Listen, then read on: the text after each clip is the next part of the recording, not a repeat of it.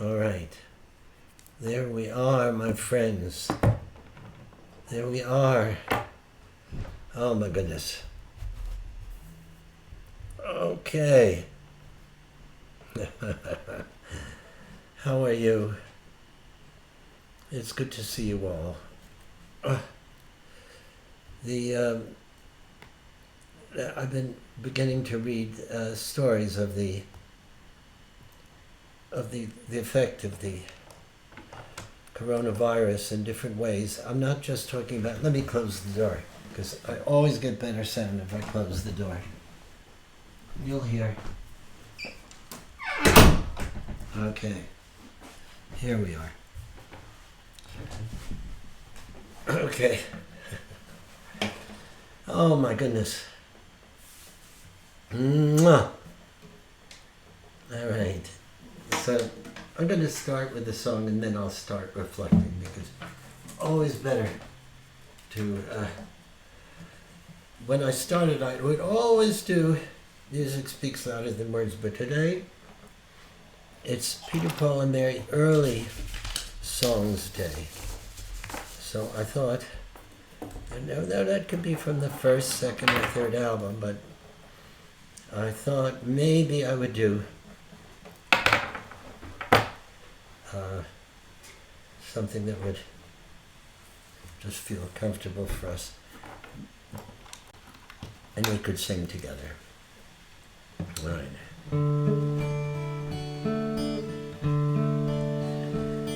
If you miss the train I'm on, you will know that I am gone.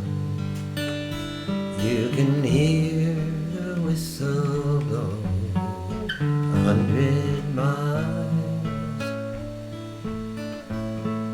100 miles, 100 miles, 100 miles, 100 miles. You can hear the whistle blow 100 miles. Lord, I'm one. Lord, I'm two. Lord, I'm three. Lord, I'm four. Lord, I'm 500 miles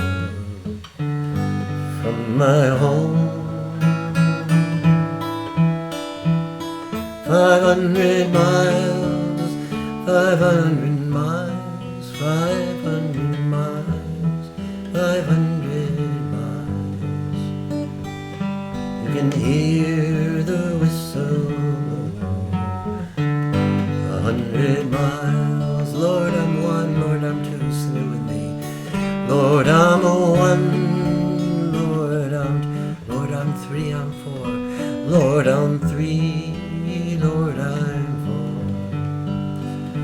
Lord, I'm 500 miles from my home. You sing the melody and I'll sing the harmony.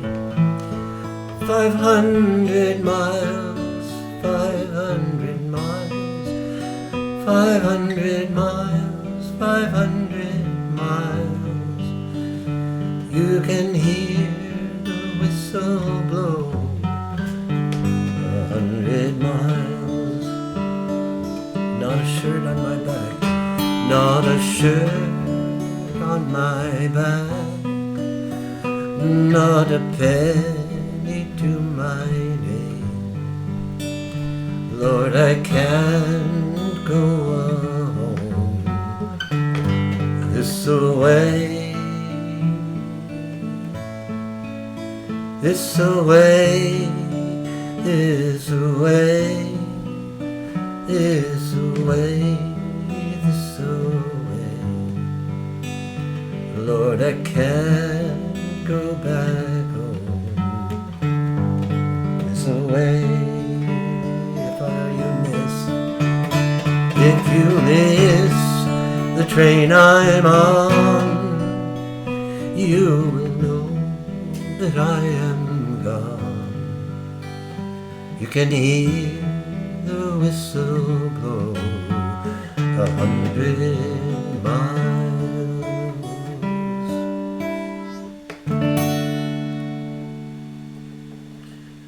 great song by Hetty West. And you should know that there's a reason that the sound is probably a lot better and the picture's not buffering. And it's all because of Samir. It's because of Samir. Come here, Samir, thank you, my friend. Come here, Samir, I'm telling you, my friend. Don't leave me now, but it's too late, my friend. Well, it ain't no use to leave the program right now. So thank you, Samir. Because what we did was we turned off the other programs that were running on it, like particularly Photoshop, and then it has to it can process it better and it doesn't have hiccups. So I used to call feedback electronic regurgitation. It was not pretty, but it was descriptive. But I call this electronic indigestion, when you've eaten too much. So that works. Now the song 500 Miles, I've spoken about this in the past.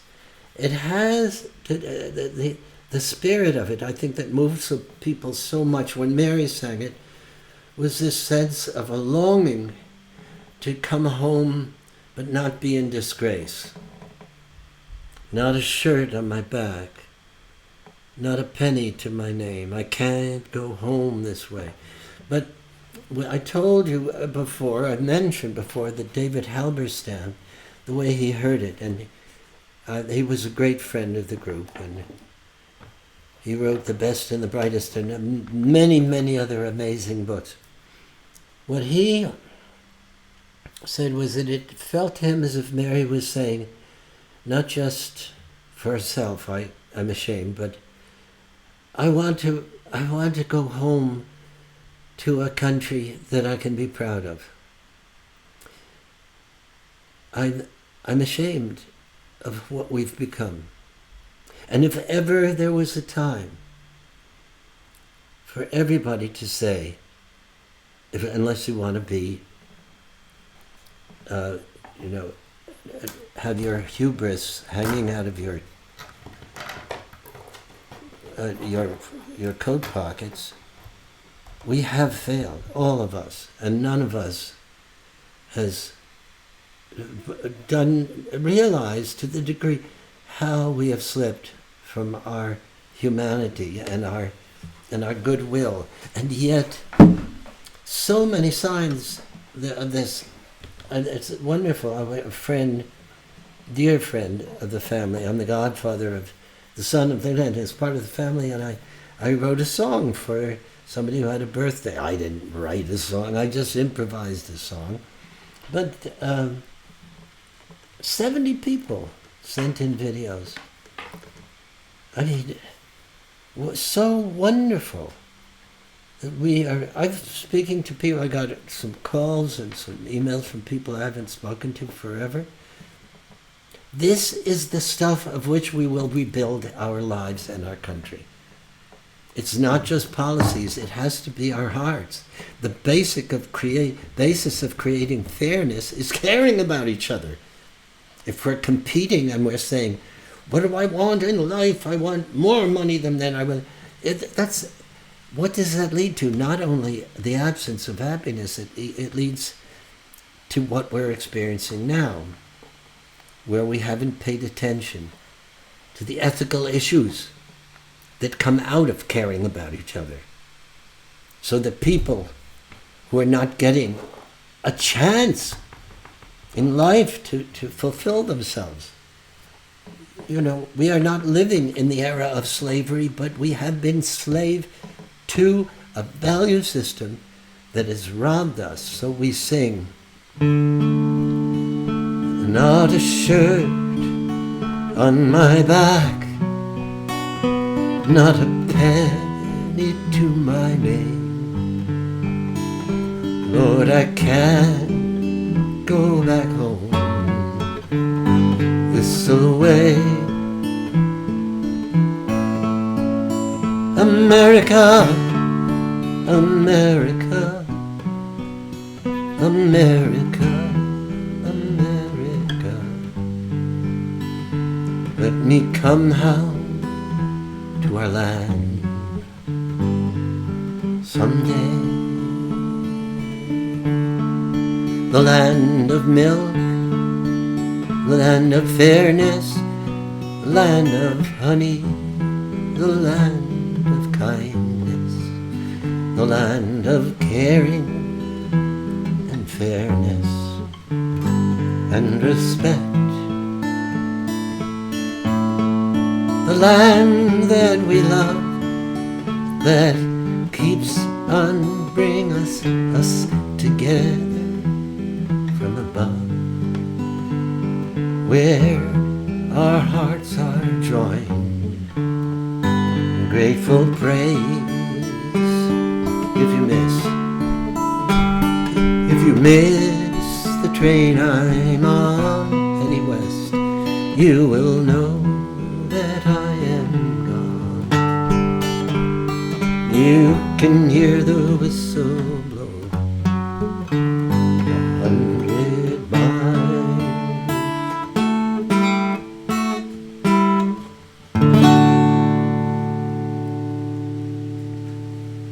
All these songs, they resonate.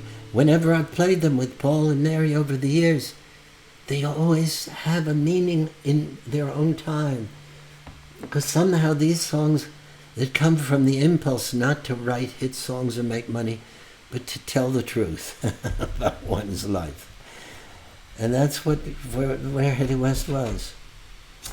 There was a song that I mentioned that I recorded of hers on, I forget which album, but it was called Anger in the Land. I won't sing it tonight. I'm going to stick to my promise. So I want to sing a song for a champion of folk music who is gone now. Jean Shea, and it was Robert Corwin, that great photographer, who is the main photographer for Peter, Paul and Mary. After that first decade, when Barry Feinstein was married to Mary Travers, so he had access to the group.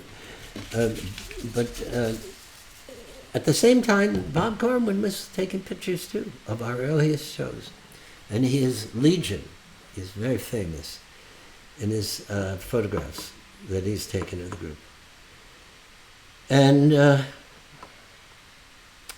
he called me and reminded me that I found out that Jean Shea, who had a folk radio show forever out of Philadelphia. And he loved the music, and he, before anybody else, in many ways, he was out there, not before any, but he was one of the early ones. Oscar Brand was probably the earliest one who did it. They showed for, I don't know, 70 years or something. But this is a song for Jean. Jean, in your passing, you're not gone. You are bound for glory.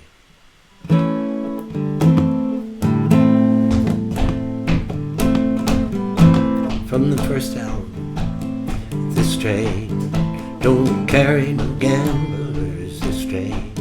That's the wrong key. I'm going to bring it up. I forgot to figure out what key it would be. Okay, this train is bound for glory, this train.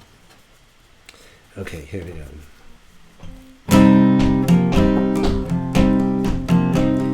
This train, she's bound for glory. This train, she's bound for glory, this train. This train, she's bound for glory. Don't care nobody but the righteous and the holy. This train, she's bound for glory, this train. I can bring it higher.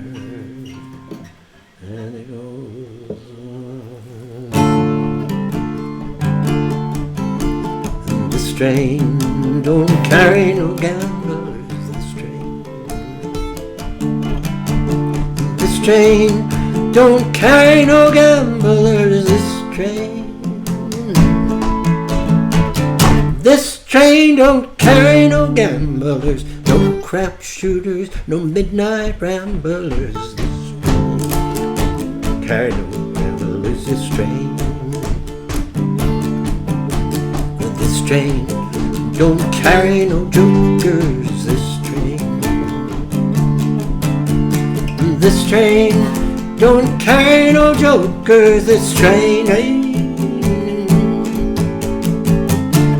train don't carry no jokers, no crap shooters, no midnight smokers. Well, this train, she's bound for glory. This train. Do you want to sing that with me? I'll do it. I'll do another one. This train doesn't carry my mother. This train done carried my mother. This train. Again, this train done carried my mother. This train done carried my mother. This train. This train don't carry my mother, my father, my sister, and my brother. This train, bound for glory, this train. I said this train, she's bound for glory, this train.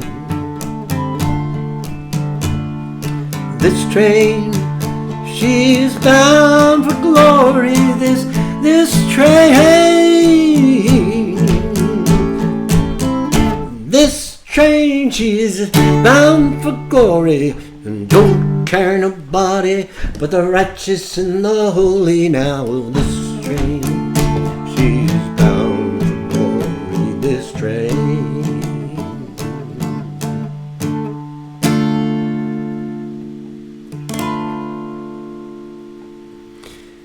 Oh, I want to do this.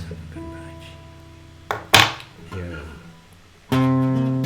This is from my first album, which is hardly Peter, Paul and Mary's early days. Goodbye, Josh. Goodbye, my friend. Their strings are quiet now. The music ends. What was it you said in a farewell to me? You said leave it hard and then let it be. Goodbye, Woody, Cisco too. Goodbye, my friend Jean Shea. Here's a toast to you. You fill the morning with sunshine and light. Your songs are memories. They're a part of my life.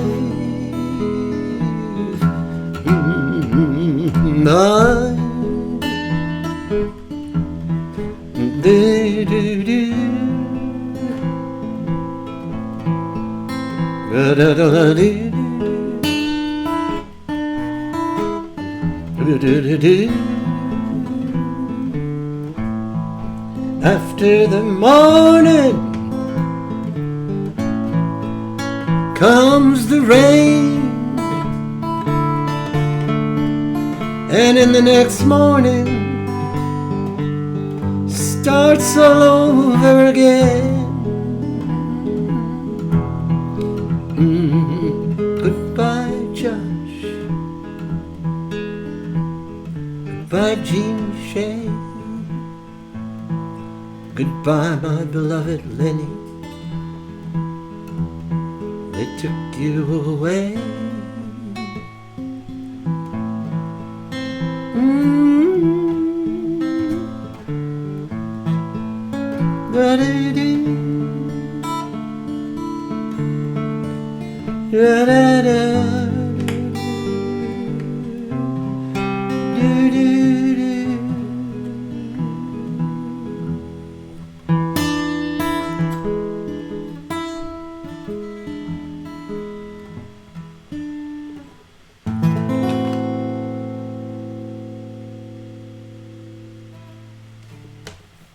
So that's what when I started the program, I came on with that profound sense.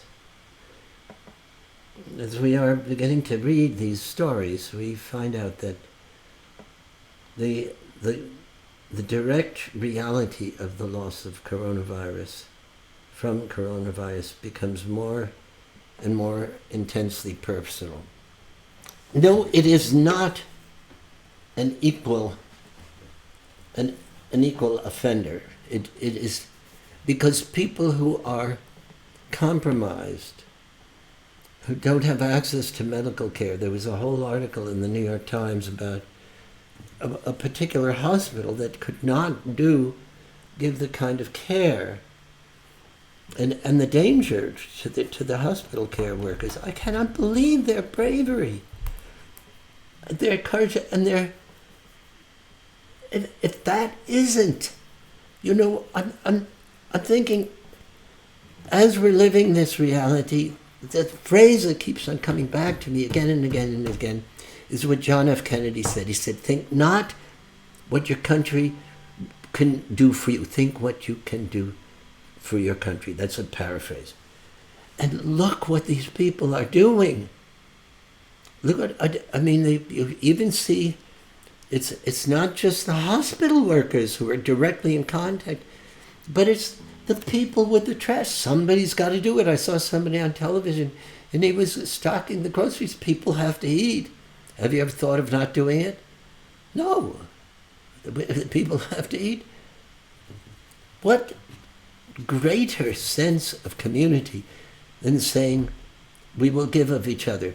And yet we must recognize the inequality, because the effects of the coronavirus and the destruction is, some say 2 times as great, 2 times as acute as it is on the wealthy people or people of. I'm one of those people that is safe, and I'm not going to become unsafe because of it, but what I will do as we get out of this situation and into the reset, I will work towards greater equity so that we don't have this terrible divided society with the billions and billions and billionaires. And people struggling, and a huge percentage of the money that is owned in this country being owned by a tiny fraction. I was down at Occupy. Of course I was. I was down with Bethany and Christopher and Valentina, who's now 13.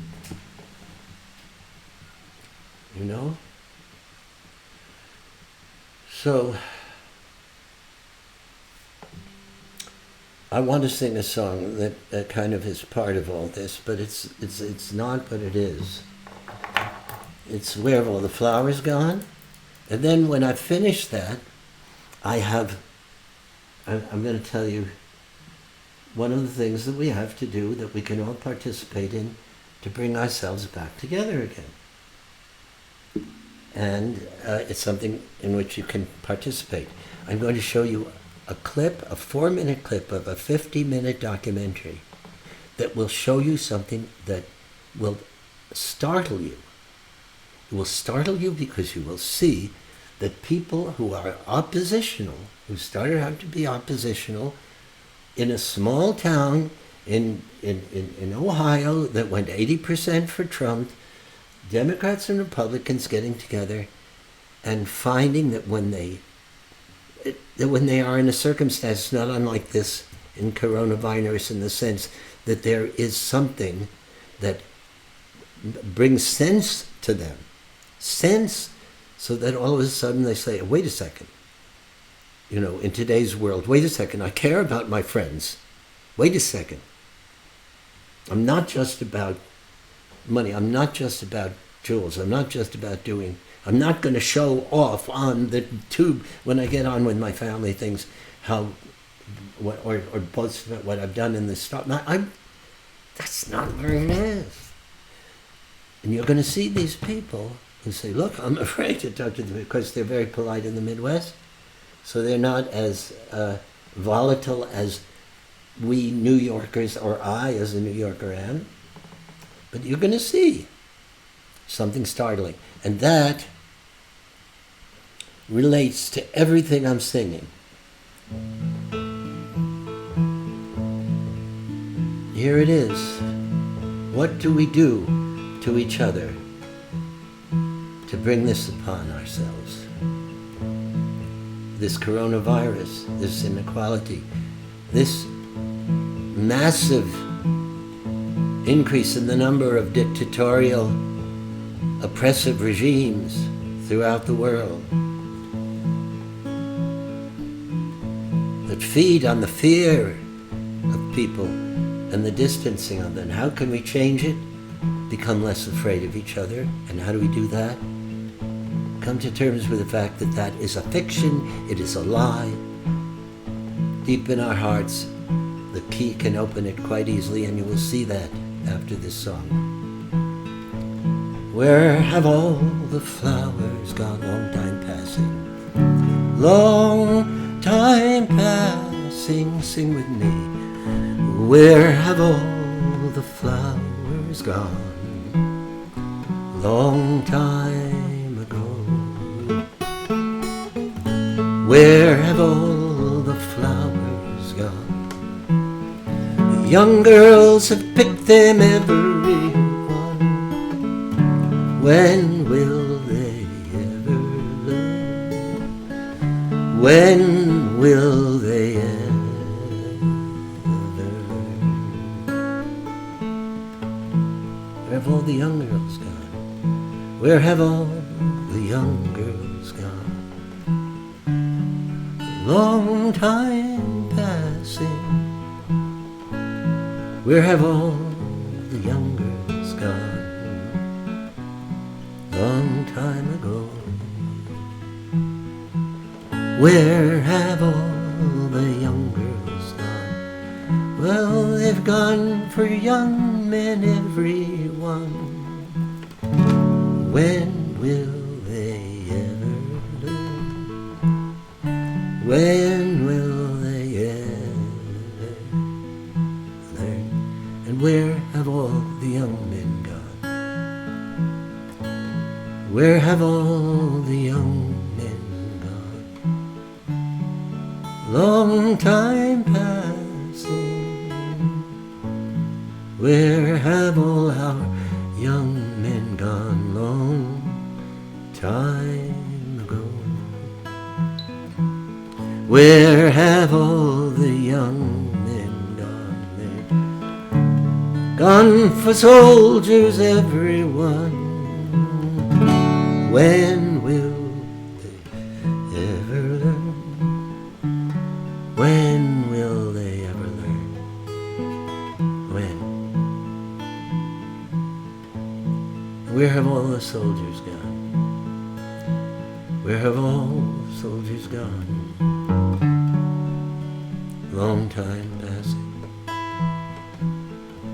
Where have all the soldiers gone? We know. Long time ago. Where have all the soldiers gone? Gone to graveyards, everyone. Oh, when will we ever learn? When will we ever learn?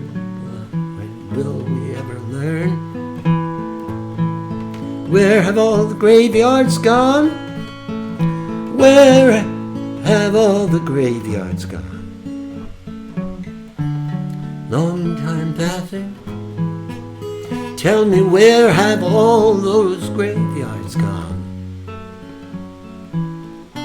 Long time ago. Where have all the graveyards gone? Gone to flowers, everyone. When will they ever learn?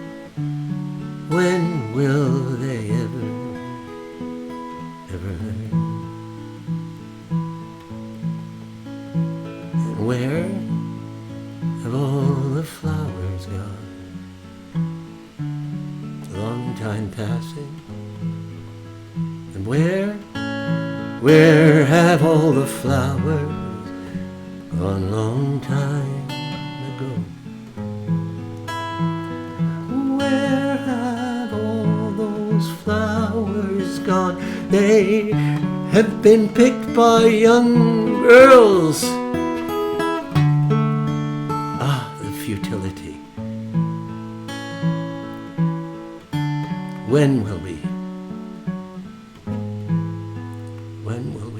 ever learn?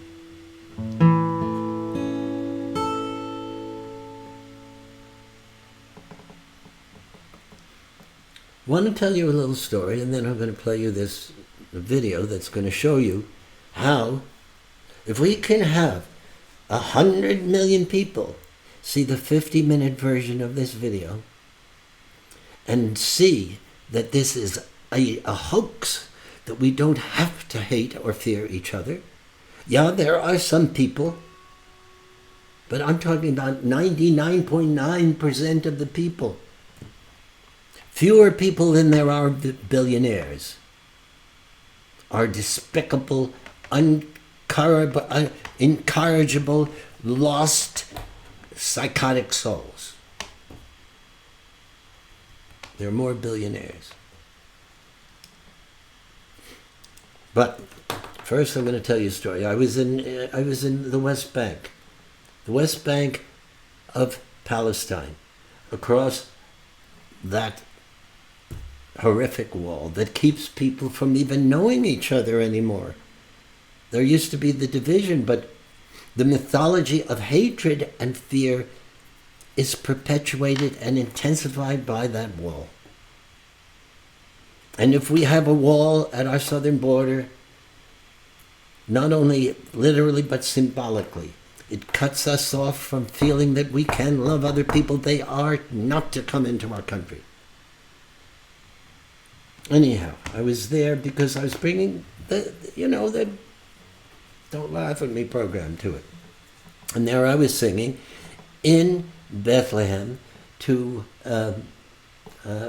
what's his name? Oh my God, he has this nonviolent center. He's just fantastic. And he had the personnel to do the training and bring what is now in Israel in the Arabic and Jewish schools, 70% of the schools, because it's 70% of the school counselors that do bring this to the kids, to the students.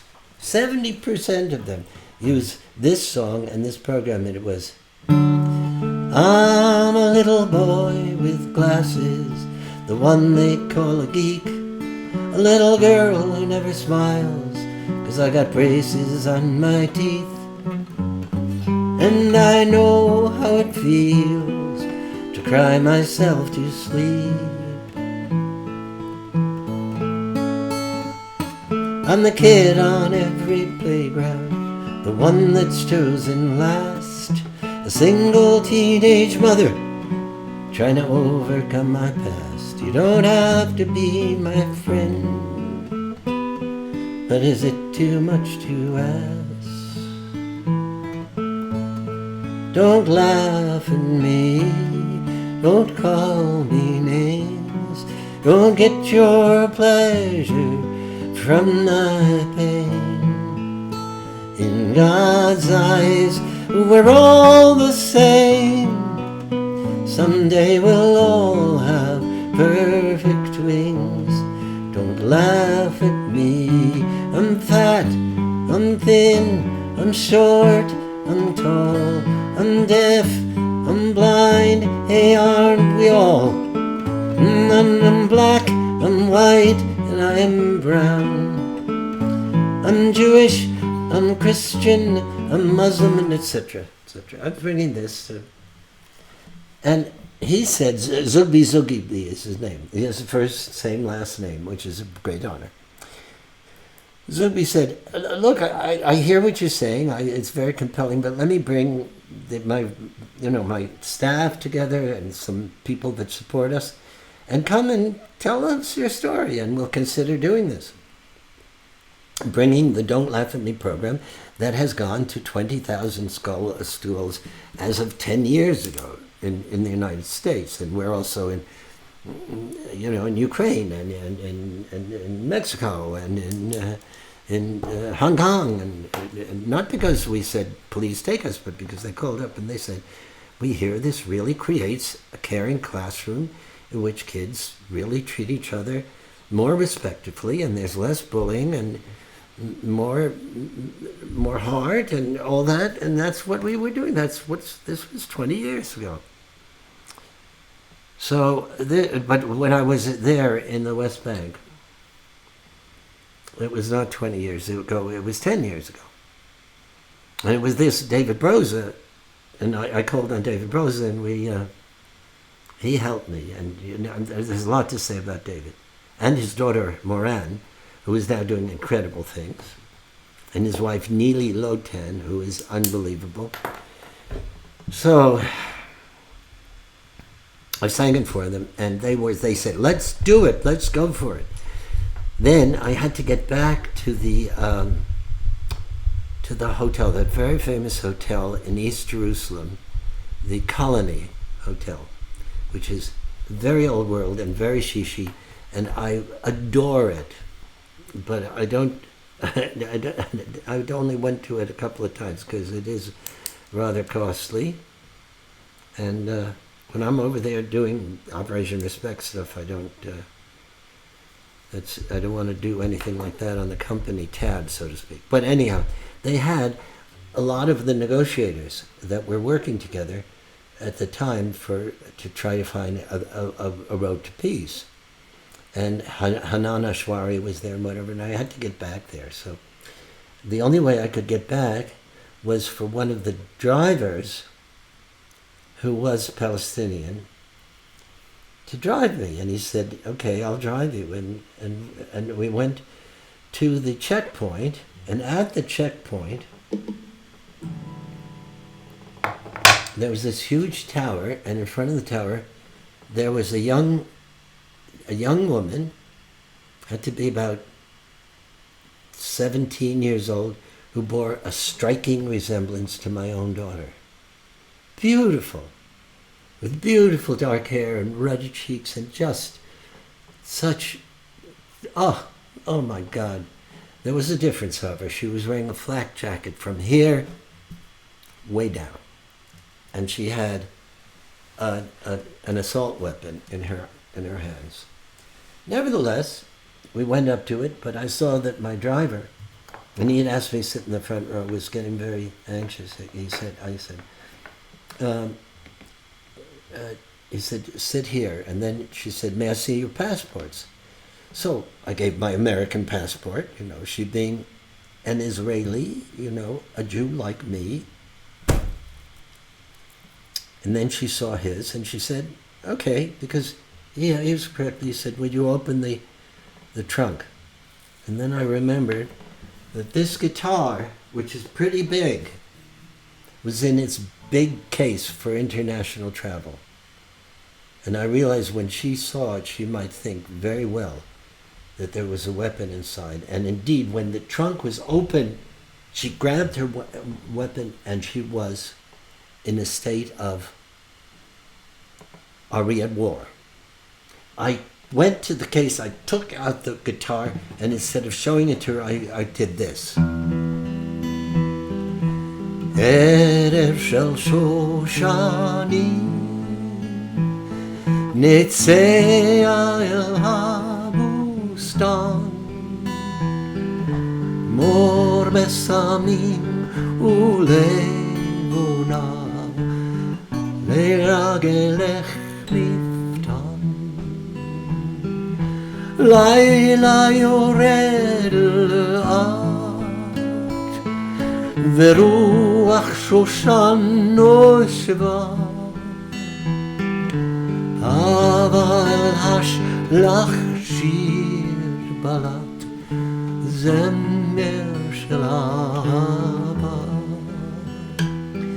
לילה יורד לאט.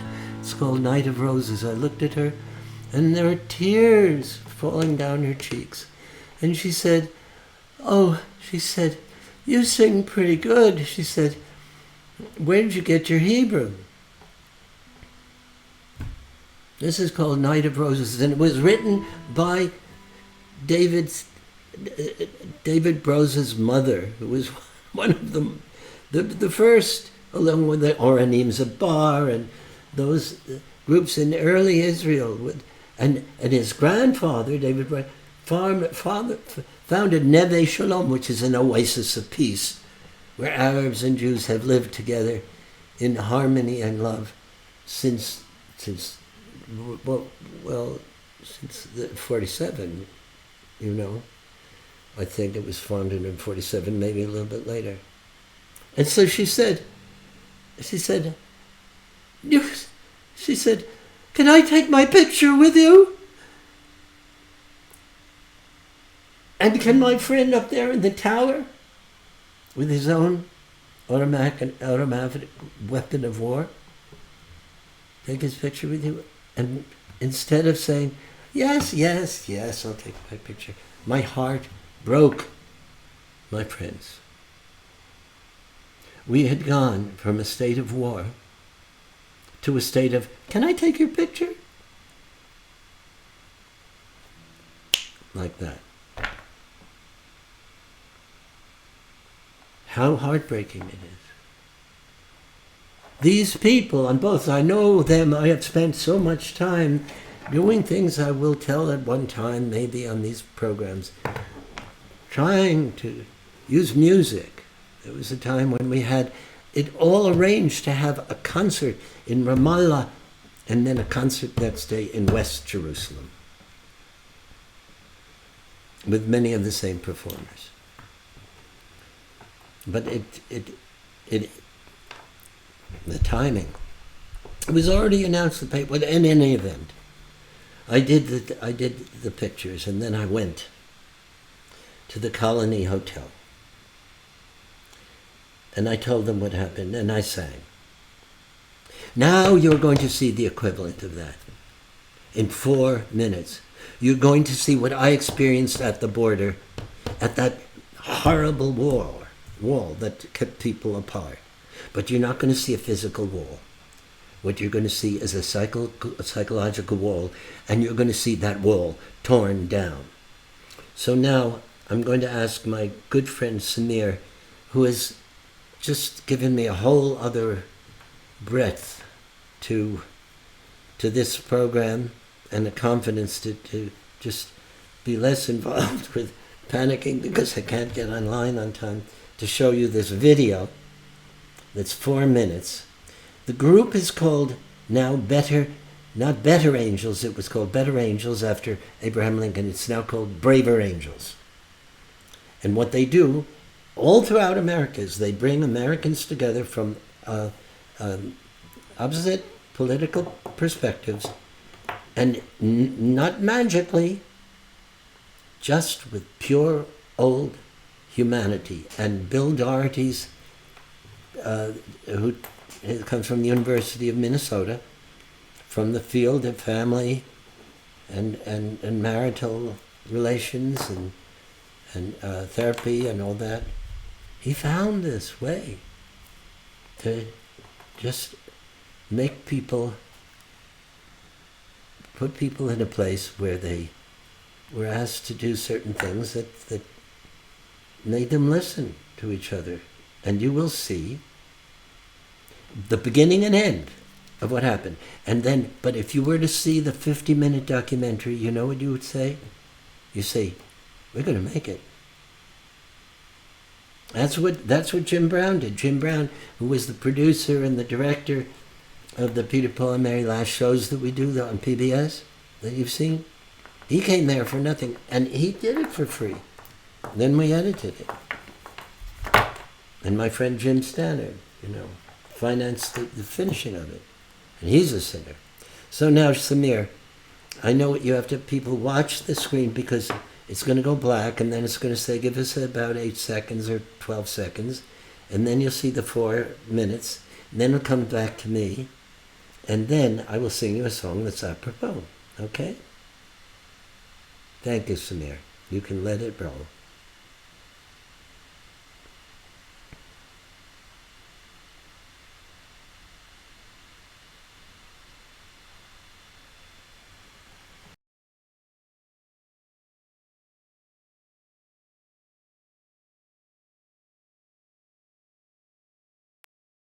In April of 2017, in the small Rust Belt town of Lebanon, Ohio, 8 Republicans and 8 Democrats, despite all their fear and apprehensions, were brought together by a new organization called Better Angels.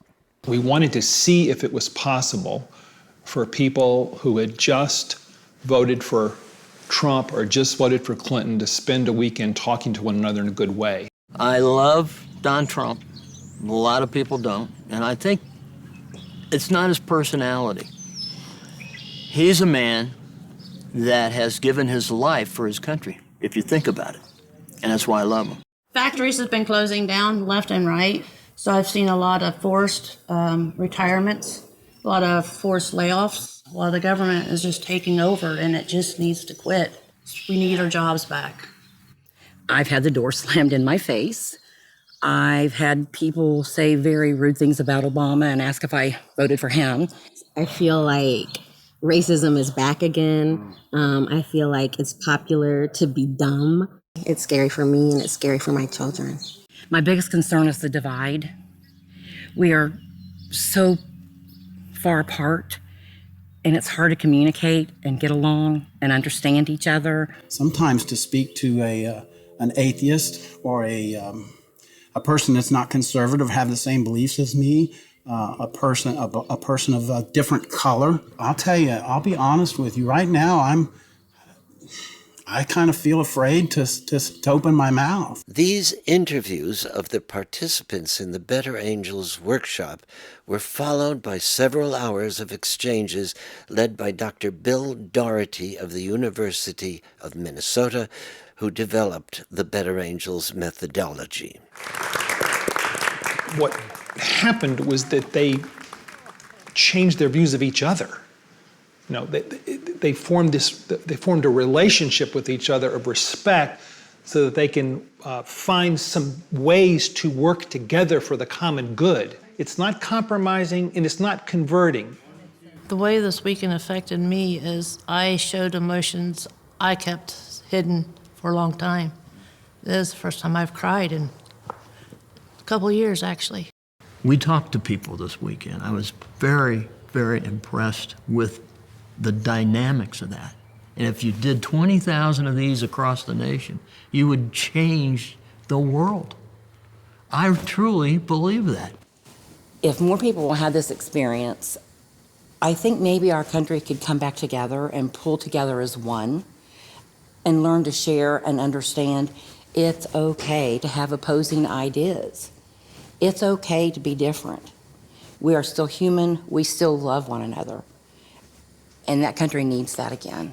America has been around for a couple hundred years or so, even more. And these challenges at some form always existed, and American people have always been able to solve these problems. And this is not, we are going into an uncharted territory. This is not our first presidential election. This is not our first controversial campaign.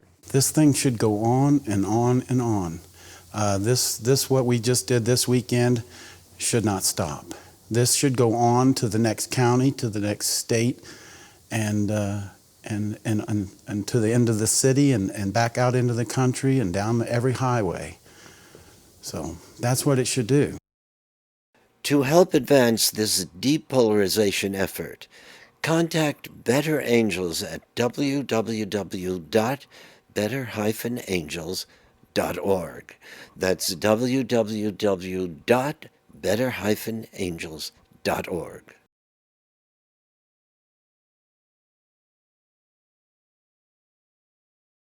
Friends, it's not, remember, that's not a Braver Angels. Would somebody look it up?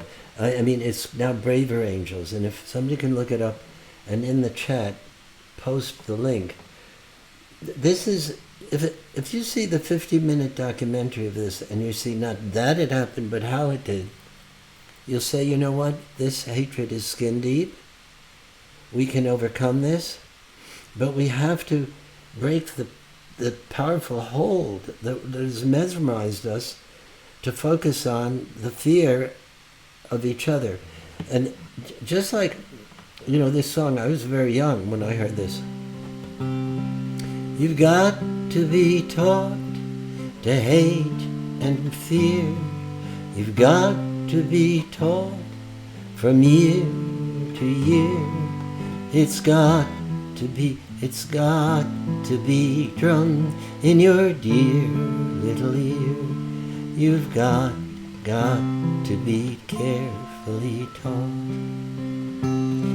You've got to be taught to be afraid of people whose eyes are oddly made, and people whose skin is a different shade. You've got to be carefully taught. You've got to be taught before it's too late, before you are 6 or 7 or 8, to hate all the people your relatives hate. You've got to be carefully taught. You've got to be taught to hate and fear. You've got to be taught from year to year. It's got to be drummed in your dear little ear. You've got to be carefully taught. Now, I've never sung that song before. I've only heard it, but it occurred to me that I kind of remembered and I could figure out some melody to sing with it, but forgive my mistakes, Oscar Amnesty and his co-writer. But this was learned behavior, this hatred. This we got taught. Part of it was due to the separate, it still exists, the separate information. You know, you have one source, Fox News, saying, here it is, this is the information. The other one is alternative reality. And if you were to watch Fox News, which I have watched enough to know,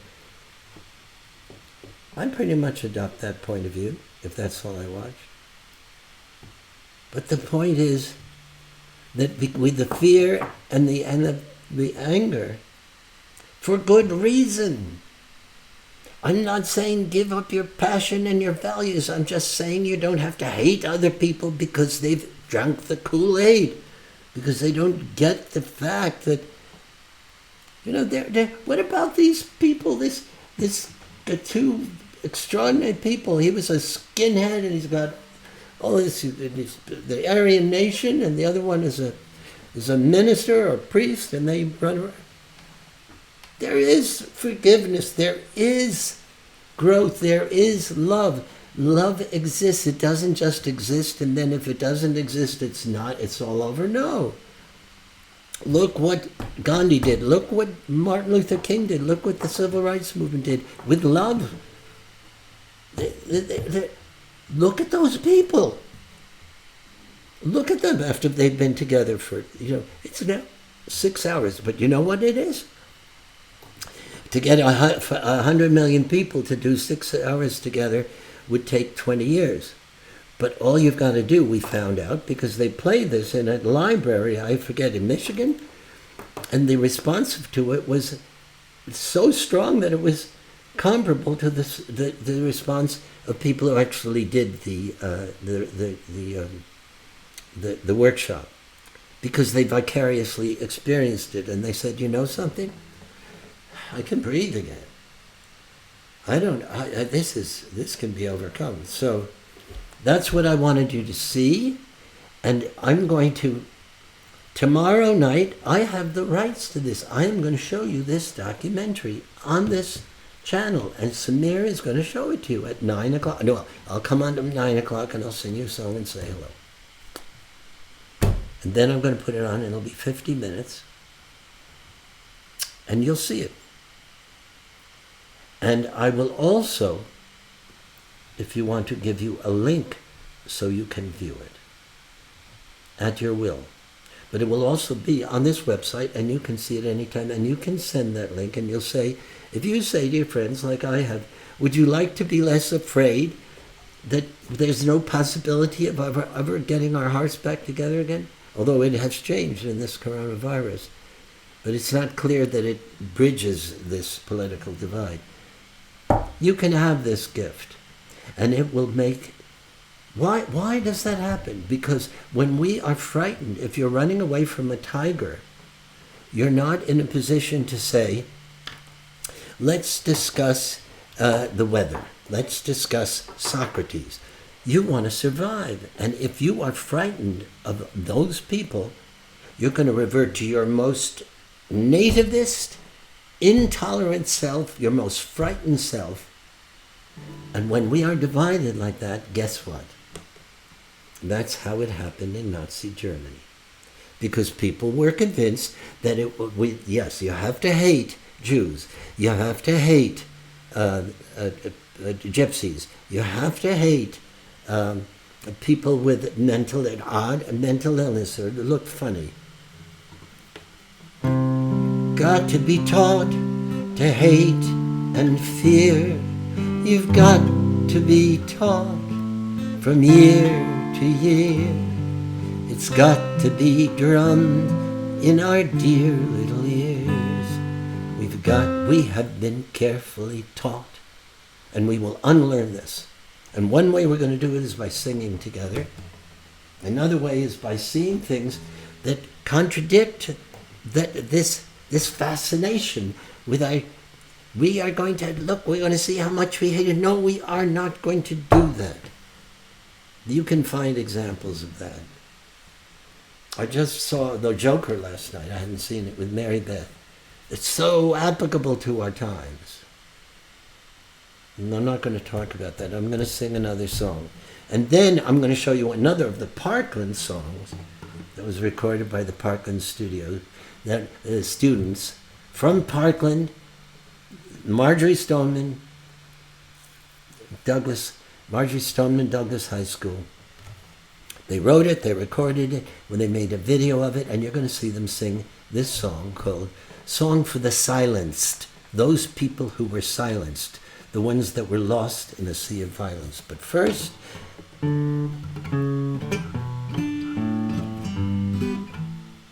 Oh,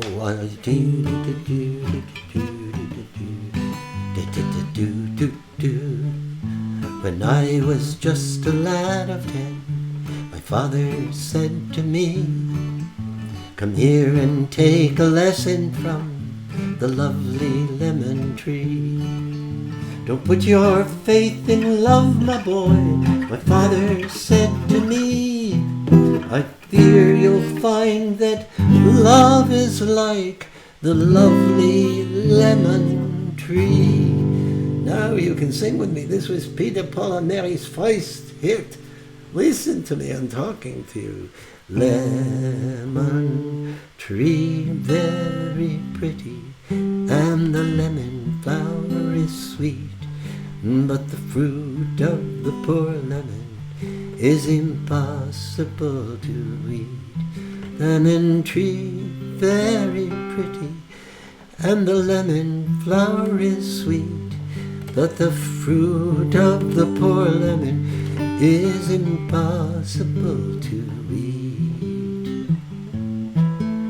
One day beneath that lemon tree, my love and I did lie, Girl so sweet that when she smiled, the stars rose in the sky. We passed that summer lost in love beneath the lemon tree. The music of her laughter hid my father's words from me. Lemon tree very pretty, and the lemon flower is sweet, but the fruit of the poor lemon is impossible to eat. Lemon tree very pretty, and the lemon flower is sweet, but the fruit of the poor lemon is impossible to eat. One day she left without a word. She took away the sun. In the dark she left behind, I knew what she had done. She left me for another. It's a common tale but true. A sadder man but wiser now, I sing these words to you. A lemon tree very pretty, and the lemon flower is sweet, but the fruit of the poor lemon is impossible to eat. Lemon tree very pretty, and the lemon flower is sweet, but the fruit of the poor lemon is impossible to eat. Repeat after me. Lemon tree, lemon tree, lemon tree, lemon tree, lemon tree. The water is wide, I cannot cross over. Same song. Neither have I. Same intention. The wings to fly. Build me a boat. Build me a, what a key am I? Build me a boat, boat, boat, boat, boat that will carry two, and both shall row. My love and I, and it should be in this key. Oh, love is handsome, and love is fine, gay as a Jew. When first it is new, but love grows old, and it waxes cold and fades away like the morning dew. Da da da da da. It's the same, but love grows old and the beauty, the heartbreak. That is life, my friend. Life. But we don't have to impose cruelty, illness, unfairness, bigotry, hatred upon each other. We can unlearn that. We had a real break from it in the 1960s, I want to tell you. That's where a lot happened, shifted. And was it a shift politically? Yes, but was it a shift culturally? Yes. Most of all, it was a shift of our hearts and our spirit. And we can regain that spirit. And part of that spirit, I have to say, was inherent in this music, which we inherited, Peter, Paul, and Mary, from Pete Seeger, the Weavers, I'm telling you. Okay, I'm going to do another song, and then I'm going to show you that other song called "The Children."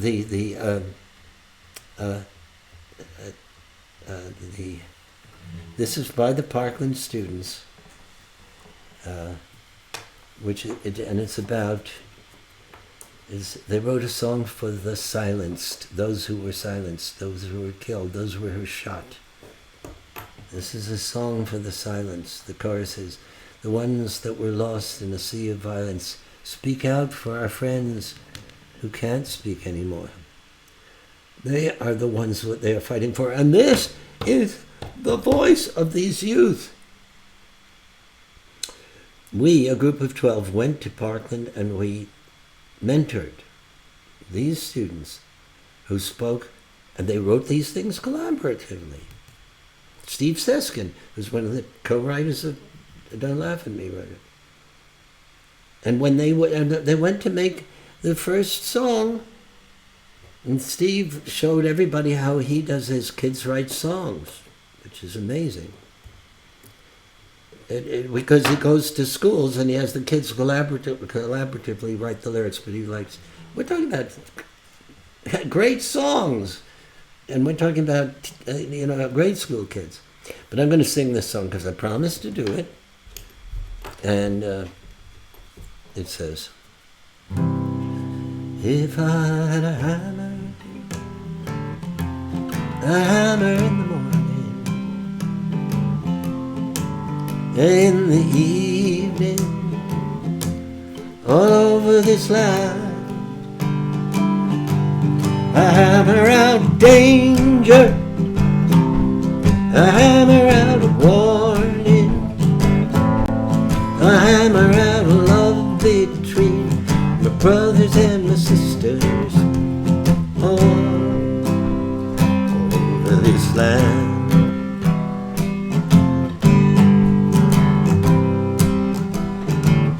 If I had a bell, I would ring it in the morning, I'd ring it in the evening, all over this land.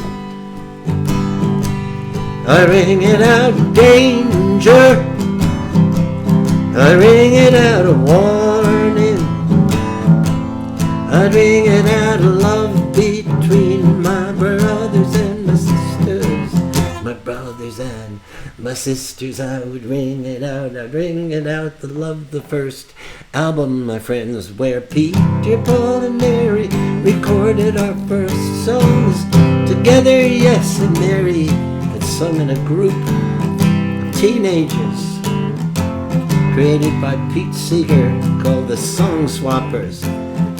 Made 2 albums. You can find them at the Smithsonian if you write to them, and you'll hear Mary's voice clear as a bell. If I had a song, I'd ring it in the morning, I'd ring it in the evening, all over this land. I'd ring it out danger, I ring it out of warning, I'd ring it out love between my brothers and my sisters, my brothers and my sisters, all over this land. Well, I've got a hammer, and I've got a bell,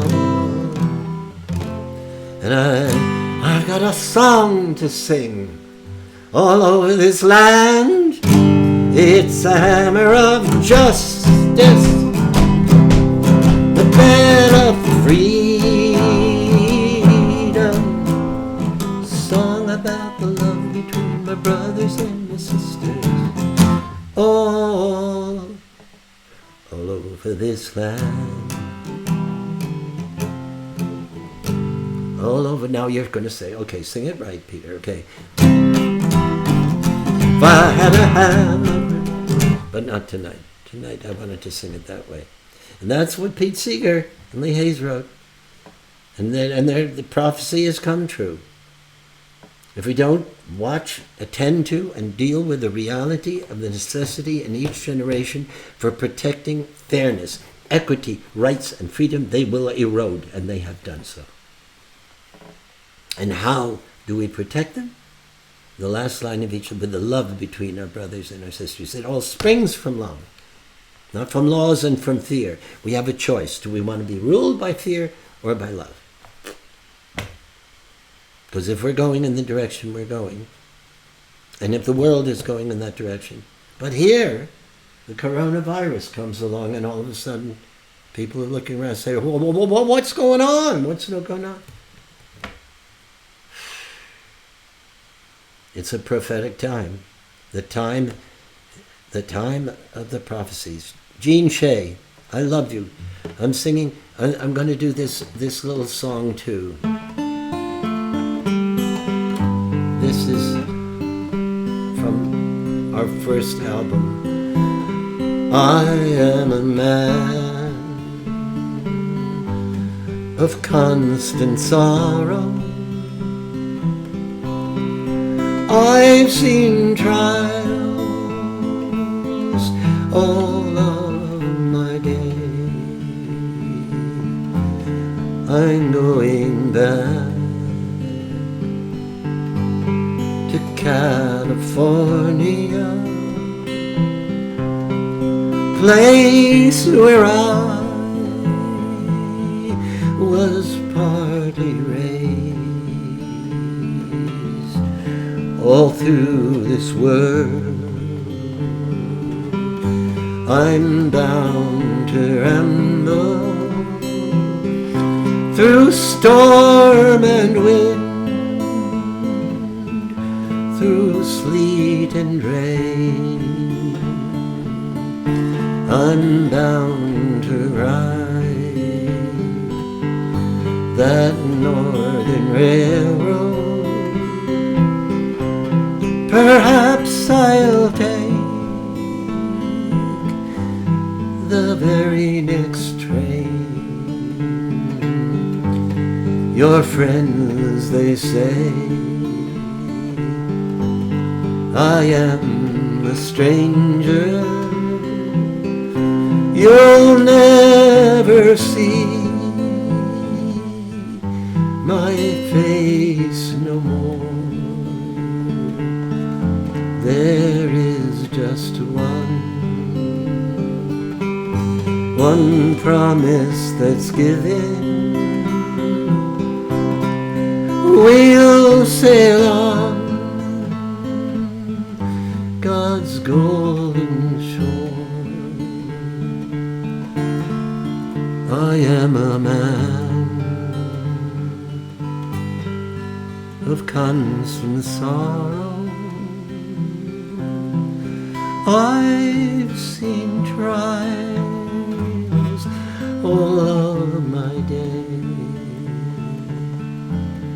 I'm going back to California, place where I was born and raised.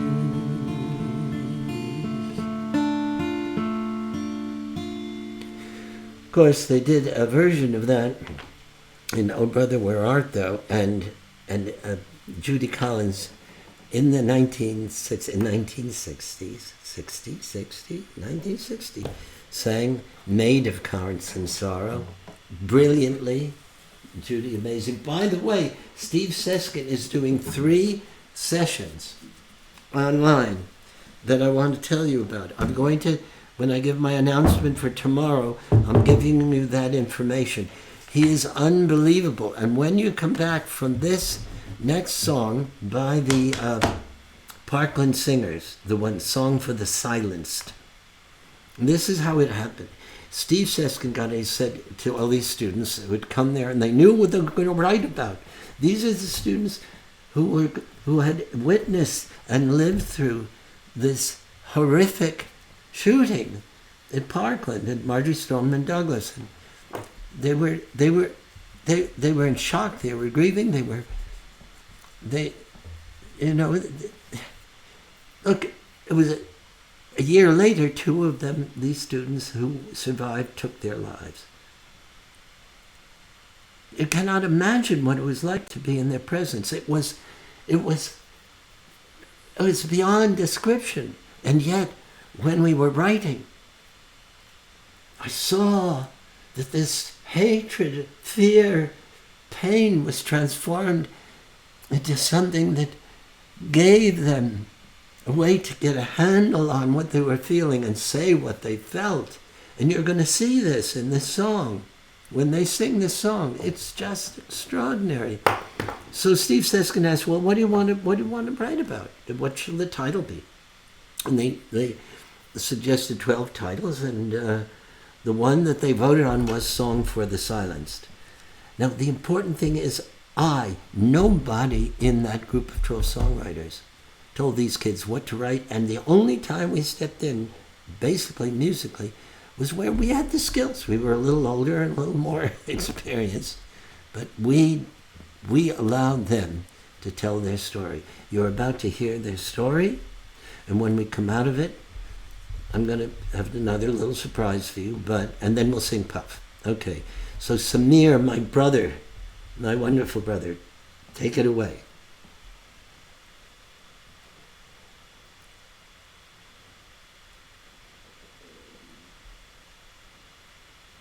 Okay.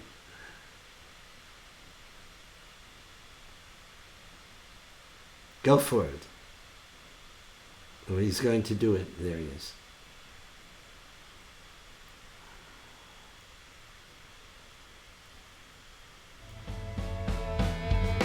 This is a song for the silenced, the ones that we lost in a sea of violence.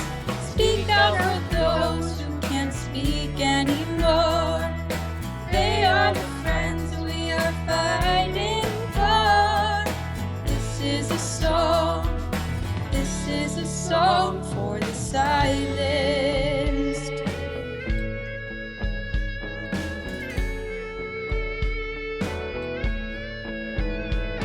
They want us to forget and just move on, but we're never gonna stop.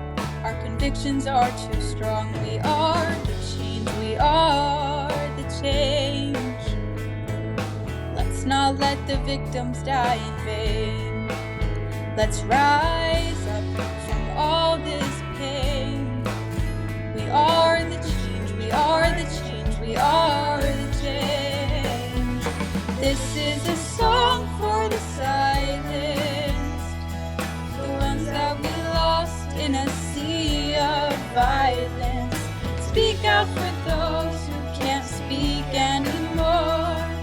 They are the friends we are fighting for. This is a song for the silenced. While the 17 are soaring up in heaven, we're bound and determined. We lay down our weapons, we vote for change, we vote for change. There are empty chairs in the classrooms where our friends used to sit. We vote for change, we vote for change. Let's not let the victims die in vain. This is a song for the silenced, the ones that we lost in a sea of violence. Speak out for those who can't speak anymore. They are the friends we are fighting for. This is a song for the silenced. Can you hear us now? Can you hear us now? Can you hear us now? Can you hear us now?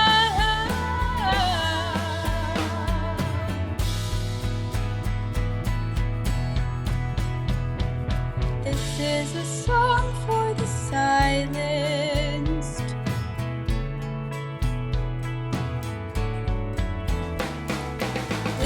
is a song for the silenced, the ones that we lost in a sea of violence.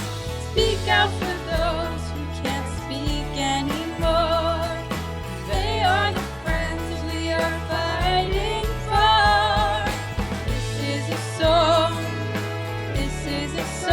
for the silence, for the silence,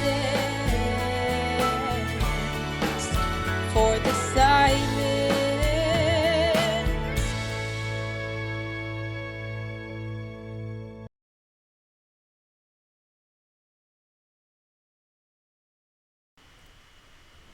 Unbelievable. Those songs were written 3 months after the shooting. But these are the students themselves.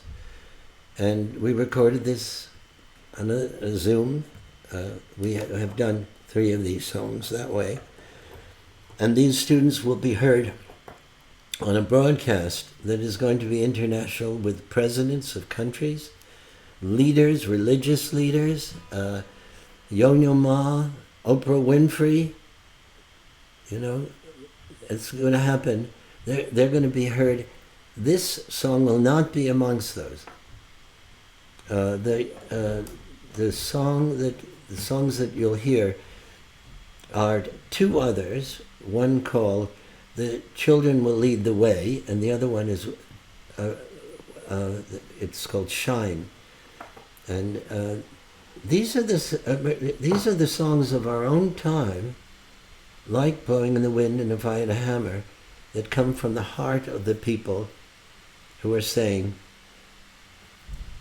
let's not let our friends die in vain, which is what I said in this song. It says, what is the memory that's valued so highly, that we keep it alive in that flame? What's the commitment to those who have died, when we cry out they've not died in vain?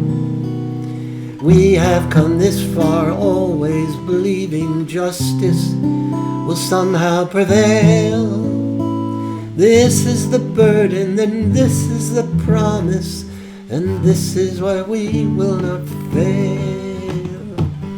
Don't let the light go out, it's lasted for so many years. Don't let the light go out, let's shine through our love and our tears. And this is saying, but it's not I saying this in this song 25, 30 years ago when it was written. It's these kids saying, our classmates. It is the sense of this loss is, it is dehumanizing to be in the presence of one of those situations. It is intolerable. It is not a sign of weakness. It is because when one has to see that kind of horror, then moral injury is done to one. Moral injury means, no, I cannot accept this. I cannot accept it. That's what happened to Bruno Bettelheim. He was a concentration camp survivor. Ultimately, he took his own life. Was that weakness? No, it was the essence of his humanity. It was also the essence of his humanity that he could survive to fight as these kids are fighting. But when they say to end gun violence and ban assault weapons and pass same gun laws, they're not only talking about that.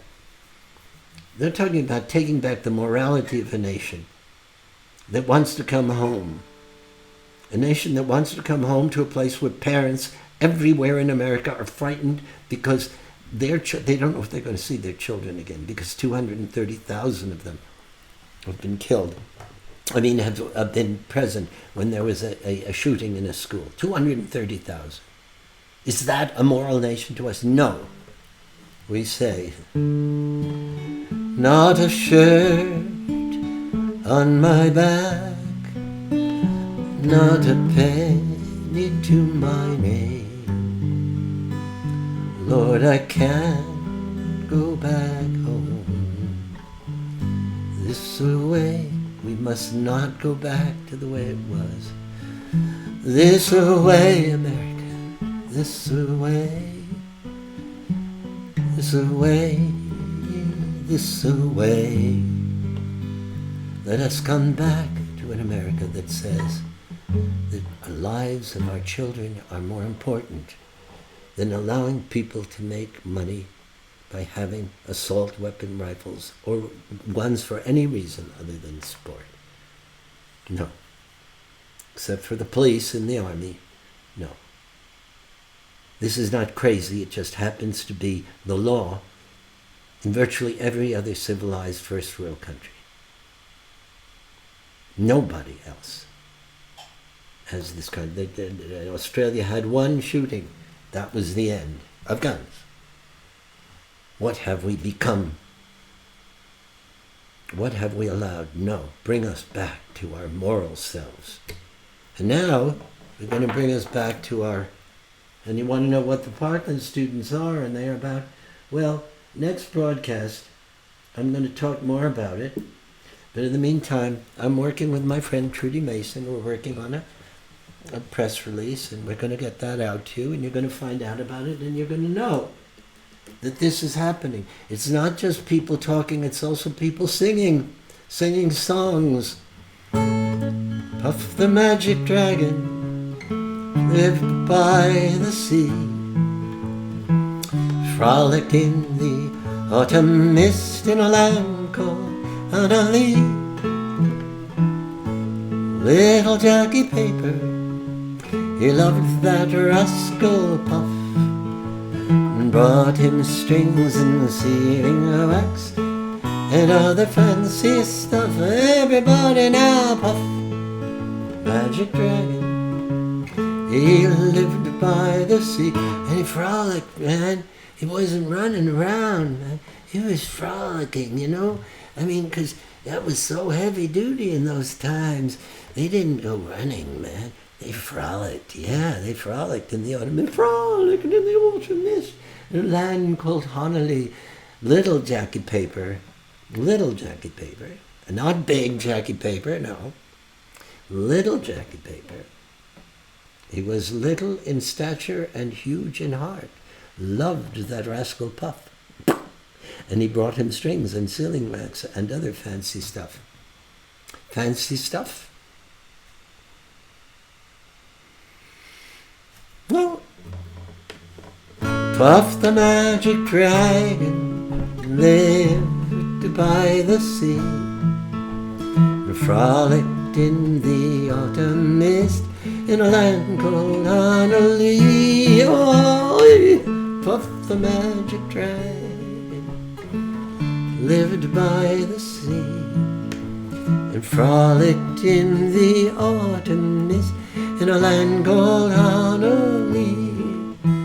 You got to be taught to hate and fear. Got to be taught from year to year. It's got to be drummed in your dear little ear. You've got to be carefully taught. One grey night it happened, Jackie Paper came no more.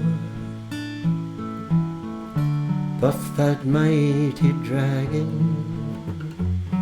he seized that fearless roar. His head was bent in the sorrow, green scales fell like rain. Puff no longer went to play, my friends, along that cherry lane, because without his lifelong friend, Puff, little Jackie Puff could not be brave, because, and that's why Puff, that mighty dragon, actually didn't slip. He was magic. He never slipped. Everything that happened, he was in control. He was a good dancer. He had this good control, but he did he did wander into his cave after that occurred. There is no doubt that that occurred. I promise you it is in the history books. You read their history books and believe them. If you believe them, you'll believe Puff is about drugs, which is, of course, absurd. In any event, he didn't slip into the cave. He kind of glided, and when he got there, he was just very, very, very, very sad. Very, very sad. Because Jackie Paper left. Okay, that's okay. It happens. Kids grow up. It is a sad time. It is a poetic time. But before long, because 30 years is not a lot of time, and in this case it was only 10 years. 10 years later, and there was Jackie Paper's daughter. There was Sandy Paper saying, Puff, I love you. I spoke to my daddy and he said, I just had to come through to tell you that he loves you. And I need you, Puff, for the same reason my daddy did at that time. And I could tell it, but maybe not with another rhyme. He loves you because you helped him in a special way. You helped him believe in himself, Puff. And now you're gonna do that again for me today, because I'm here as Jackie Paper's daughter, Sandy. And isn't that a great name? I think it's kind of handy. Puff the magic dragon lived by the sea, frolicked in the autumn mist in a land called Honolulu.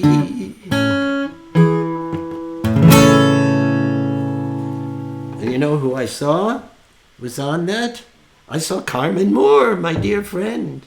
And Lotta was probably there with you. But not here. She's over there in Scandinavia. Carmen is a brilliant, brilliant, brilliant musician. Okay, so tomorrow night, you are going to see that video of Better Angels, the whole 50 minutes. You can tell your friends, you can watch it yourself, and at the end of it, you are going to know that we're not in the deepest of deepest, deep that we thought we were, because we're not irredeemable.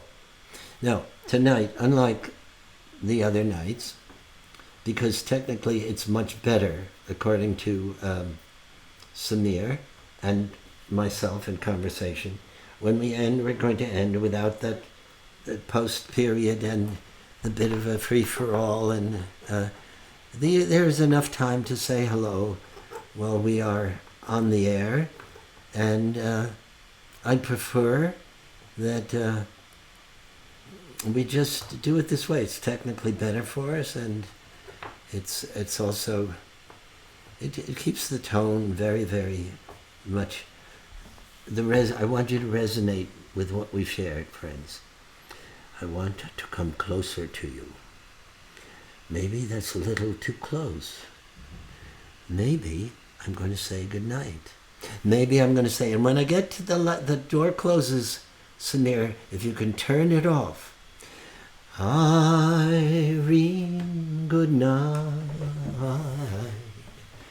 Irene, good night. Good night, Irene. Good night, Irene. I'll see you in